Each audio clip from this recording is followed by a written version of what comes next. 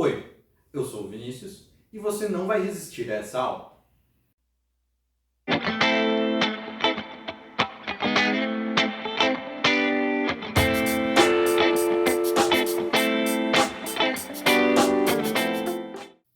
Eu quero começar essa aula fazendo um remember do vídeo passado. O que eu quero que vocês relembrem? Do efeito Joule. E o que era o efeito Joule?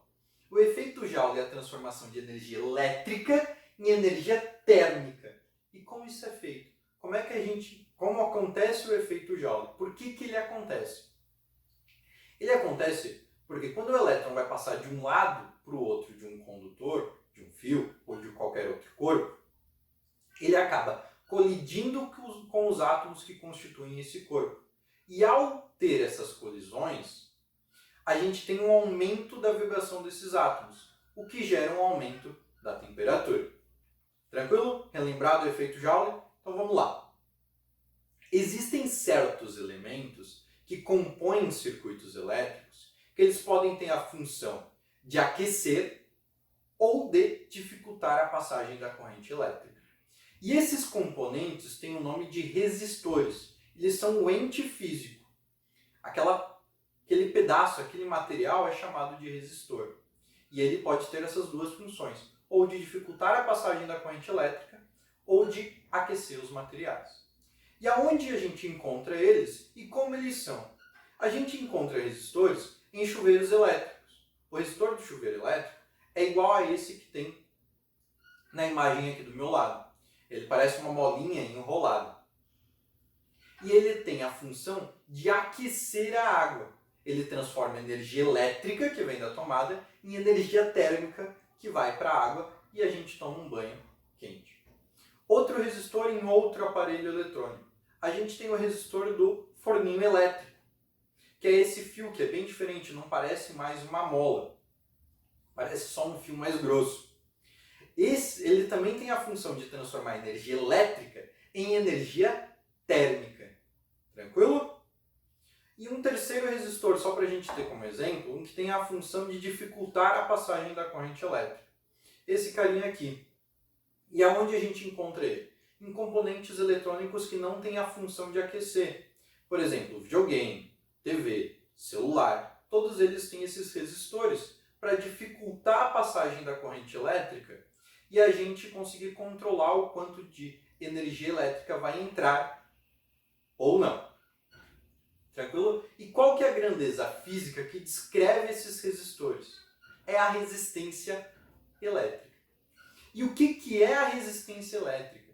A resistência elétrica é a dificuldade das cargas elétricas de atravessarem um condutor. Tá vendo essa imagem aqui do lado? As bolinhas azuis são os átomos que constituem esse condutor. E as bolinhas amarelas são os elétrons tentando passar de um lado para o outro. Tá vendo que essas bolinhas azuis acabam dificultando o elétron de passar? Vai colidindo ali? Então isso é a resistência elétrica. Quanto mais átomos, mais impurezas, ou dependendo da organização desses átomos no corpo, a gente vai ter uma resistência elétrica maior. Vai ser mais difícil para o elétron passar. E se a gente tiver menos átomos, uma organização diferente que facilite a passagem da corrente elétrica, a gente tem uma resistência elétrica menor. Então, resistência elétrica é isso. É a dificuldade das cargas elétricas em atravessar um condutor. A gente pode pensar assim, ó, a diferença de potencial empurrando a corrente elétrica e a resistência elétrica dificultando esse caminho. Igual esse meme bem bonitinho que está aparecendo do meu lado. Tranquilo? E agora a gente tem que aprender a representar isso. Então a gente vai ver um videozinho da minha tela do computador. Olha só. Nesse circuito que está aparecendo aqui agora, a gente tem uma pilha ligada por dois cabos numa lâmpada. A pilha a gente vai chamar de fonte de tensão, porque é ela que está dando a diferença de potencial, a energia potencial a esse sistema. E a gente tem uma lâmpada incandescente, que eu vou usar ela como o meu objeto de ter a função de dissipar energia elétrica em energia térmica. Por que eu posso usar uma lâmpada incandescente aqui? Porque ela transforma 98% da energia elétrica em térmica e não em luminosa, que seria a maior função dela. Tanto que é por isso que essas lâmpadas pararam de ser vendidas. Mas vamos lá, vamos pensar que a função dela é aquecer. Representar esse circuito é muito difícil, porque cada vez eu tenho que desenhar uma pilha ou desenhar uma tomada, que é a minha fonte de tensão, cada vez eu tenho que desenhar o meu objeto, que é o meu resistor, sendo uma lâmpada, sendo um forno elétrico, sendo um videogame, um celular, é muito difícil. Porque nem todo mundo tem a capacidade artística que eu tenho, porque as minhas obras de arte são reconhecidas internacionalmente, né? Então vou facilitar para vocês. Vou fazer assim, ó. A pilha a gente vai representar como dois risquinhos transversais, sendo o menor deles o polo negativo e o maior o polo positivo. Os fios vão ser uma linha reta. E o resistor, a gente vai fazer esse zigue-zague aqui. Ele seria para representar a dificuldade da corrente elétrica de passar ali. Então, dois risquinhos transversais são qualquer fonte de tensão, pilha, tomada, ou qualquer outra coisa, uma bateria, por exemplo. E esse zigue-zaguezinho seria o nosso resistor, sendo ele com a função de dificultar a passagem da corrente elétrica ou de aquecer, transformar a energia elétrica em energia térmica. Tranquilo? E agora, galera, senta que lá vem história. O primeiro físico a estudar a resistência elétrica foi o físico alemão Ohm. E como ele fez esse estudo?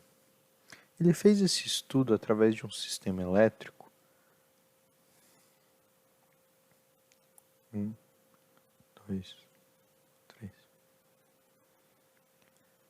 O primeiro físico a estudar a resistência elétrica foi o físico alemão Ohm. E como ele fez esse estudo? Ele fez esse estudo através de um circuito elétrico análogo a esse meu aqui, que eu fiz no site FET Colorado. O que continha o circuito elétrico dele? O circuito elétrico dele continha uma fonte de tensão, aqui representada por uma pilha, fios, um resistor elétrico e um amperímetro. O amperímetro é um equipamento que mede o valor da corrente elétrica, assim como a trena mede distâncias. O amperímetro mede corrente elétrica. Vamos mudar a representação aqui para ficar mais fácil. O que Ohm fez? Ele pegou uma fonte de tensão e aplicou uma diferença de potencial em um resistor. Olhem só, vou botar aqui para aparecer os elétrons. Vendo que os elétrons estão saindo polo negativo da pilha, passando pelo amperímetro, passando pelo resistor, a corrente que passa pelo amperímetro é a mesma que passa pelo resistor.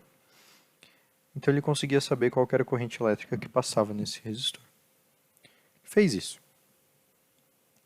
Aplicou uma diferença de potencial e viu que passava uma corrente elétrica por esse resistor. Ele pegou o valor da diferença de potencial e dividiu pelo valor da corrente elétrica. Então a gente vai fazer isso. Diferença de potencial 4 volts dividido pela intensidade da corrente elétrica, que é 0,4 amperes. Vou botar aqui. Deu 10. Ele foi lá e mudou o valor da diferença de potencial. Vou mudar aqui, vou botar um outro valor. 17. Então ele pegou esse novo valor de diferença de potencial, 17, e dividiu pelo novo valor da corrente elétrica, 1,7. E deu 10 de novo. Ohm percebeu que, se a temperatura fosse mantida constante em um resistor elétrico, o quociente da divisão da diferença de potencial pela corrente elétrica era sempre igual, era constante. E ele denominou essa grandeza de resistência elétrica, fazendo assim a parte matemática, a primeira lei de Ohm. Vamos olhar aqui como é que é essa primeira lei de Ohm. Então, matematicamente, Ohm descobriu que a resistência elétrica é igual a U sobre I. A gente pode pensar que a primeira lei de Ohm é a lei do Hui, onde a resistência elétrica R é dada em ohms no sistema internacional. Ohms é representada pela letra grega ômega. U é a diferença de potencial dada em volts no sistema internacional. E I é a intensidade da corrente elétrica dada em amperes no sistema internacional. Então está aqui a primeira lei de Ohm. R é igual a U sobre I. Tranquilo? E como foi falado antes, existem dois tipos de resistores. Os resistores que são ômicos, onde a resistência elétrica se mantém constante a uma temperatura fixa, independentemente da diferença de potencial aplicada nele, e resistores ômicos, onde a resistência elétrica varia de acordo com a diferença de potencial aplicada nele. Então, a resistência aumenta conforme aumenta a diferença de potencial. Tranquilo? Conforme aumenta a temperatura dele. Então, olha só. Aqui, a gente pode representar graficamente isso. Nesse primeiro gráfico, o gráfico da esquerda, a gente tem um resistor ômico, onde a resistência elétrica é sempre constante, indiferentemente da diferença de potencial aplicada. Não importa o valor de U, que a resistência elétrica vai ser sempre a mesma. A resistência elétrica aqui seria como o grau de inclinação dessa reta. Tá? Esse ângulo aqui, matematicamente, representa a nossa resistência elétrica. Agora, no gráfico da direita, a gente não tem mais uma reta. Então, esse resistor ele não é ômico, porque a resistência elétrica dele varia de acordo com a diferença de potencial aplicada nele.